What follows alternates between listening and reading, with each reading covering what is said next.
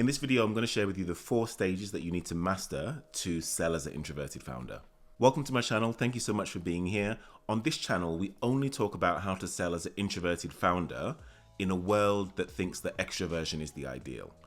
I don't believe that. I believe that introverts have natural abilities in the sales process that make us even better than extroverts. So if you're a founder and you identify as an introvert and the responsibility has fallen to you to do sales for your company, then you are in the right place. This channel is for you.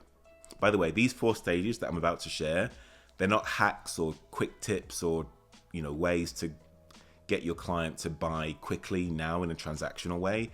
There are lots of other channels on YouTube like that. If you want that sort of content, that's not what this channel is about. This channel is about how to develop deep, meaningful relationships with really valuable clients so that they become clients for you for years to come, right? And they buy lots of different products and services from you over a long period of time. That's what this channel is about. And the goal really here is to get to the point, and this may not always happen, but to get to the point where your client sees you almost as a friend, right? And I know that might sound a little bit like weird, like why do I want my clients to become my friends? But it happens, and really that should be the goal. It may not always happen, but you want to be able to treat your clients in such a way that they feel so close to you that they almost feel like you're in their friendship circle and they're in yours. So these 4 stages relate to anyone that's selling any sort of complex product or service to a business, whether you're introverted or extroverted. But depending on where you land on the spectrum, I think some of these stages will come more naturally to you than others. So the first step for successful selling for introverts is the engage phase. So this is where the client feels 2 things. Number 1, they feel, hey, do I have a problem that I want to solve? And the second thing is this person sitting in front of me, i.e. you, is this person the best person to speak to about this problem? And obviously you need to have both in order to get to the first stage, right? The engage phase. So I've been in many situations where, clients are happy to talk to me, but they're not willing to tell me in detail about a problem or an issue that they've got, and they're not willing to explore that problem with me. And I've also been in situations where the client is super happy to talk to me about a problem or an issue in detail, but for whatever reason, they haven't thought that I'm the right person to speak to about solving that problem. So obviously you need to have 2 of those things satisfied in order to move forward. And so you have to show the client through your actions and through the value that you add in every interaction with the client that you are worthy of the client sharing their problems with you, and actually you're the right person or group of people to speak to about solving that problem. And obviously the first step is making the client aware that they have a problem, right? Because if I don't know that my vision is blurry, there's no reason for me to go and get glasses.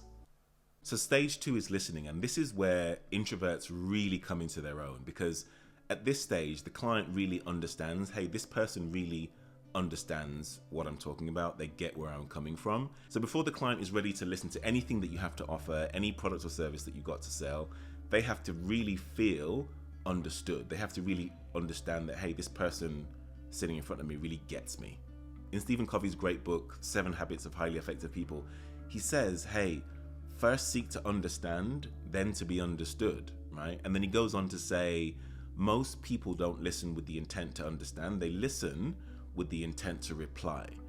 And that goes for 90% of salespeople out there that you're competing with, especially who are extroverts, right? Because they're not listening to what the client is saying. And when I say listening to what they're saying, it's the words that come out of their mouth, but it's also their body language. It's like how they lower their tone when they're talking about other people in their organization. It's like how they shift uncomfortably in their seat when they're talking about certain challenges. That's active listening. That's really what introverts do really well. They pick up on all of those subtle cues, whereas extroverts tend to have a way of being 2 or 3 steps ahead of the client and diagnosing before they've fully really understood what the challenges are. And that just tells the client, this person is not really focused on me. They're only focused on themselves. They only want, and the client knows this. They can smell that a mile away. You've been in tons of situations before where people aren't really, you can tell people aren't listening to you. They're just going through the motions, but they've already decided what they're going to say before they want to say it. And for introverts, this is where we really come into our own. We listen for what's said and what's not said. So if I hear you correctly, Mr. Client, this is what you're saying. So really what you're saying, Mr. Client, is this. It's not just about listening, it's about making the other person feel like they've been listened to. So stage 3 is framing. So this is where you start to now clarify and crystallize what are all of the problems and issues involved in the client's problem, right? So at this stage, you can now start to hypothesize or state some of your points of view about how the client should go about maybe solving their problem. And at this stage, if you've done your job well, the client now starts to see your real value, because at this stage, the client really feels understood. You've listened to them. They feel like you've really understood their issues and challenges, so that now whatever you say lands with a lot more impact, right? Because you understand what their challenges are. So this part is super important, because now you and your client are looking at the same issue from the same angle, and you're helping the client wrestle with all the balls and issues in the air, trying to bring them down on paper so that you can deal with them one by one. So you're asking questions like, okay, so if you did that, what would be the impact on this department? Or could you really do that within these time frames? What would be the impact on Clive and Clive's team? So have you looked at it from this point of view rather than that point of view? So this is super important, because if the client understands, okay, I've got a problem, but if the client also doesn't understand how they're going to deal with all of the other issues involved in solving their problem, they're not going to move forward. So you need to make sure that you frame the challenge really, really well. So stage 4 is envision. So now that we've defined the problem, the mistake that most extroverts make is they go straight to the solution. Okay, so this is what we're going to do, Mr. Client. We're going to pull together this package for you. This is how much it's going to cost. We're going to roll it out over these many days. These are the terms and conditions. This is what's involved. And it's way too soon for that. Like, for any given problem, there could be many, many solutions to that problem, depending on what the client wants and what the requirements are. So the purpose of the envision phase is to come up with a joint vision of what the future could look like for the client based on what their criteria is, without jumping to a conclusion of a solution, right? So you could ask questions like, so let me make this a little bit more real for you. Some of the questions that you could ask are, okay, so what are we really aiming at here? Like, what's really the goal? How do we know when we've achieved that goal? An example might be a personal trainer. So a personal trainer might say to you, look, I know you want to lose weight, but you've got a very active social life. You've got 2 kids, you run a small business, and you're really busy. Like, how much exercise can you realistically commit to per week? Do you want to lose 2 kg? Do you want to lose 5 kg? Do you want to lose more? Over what period of time?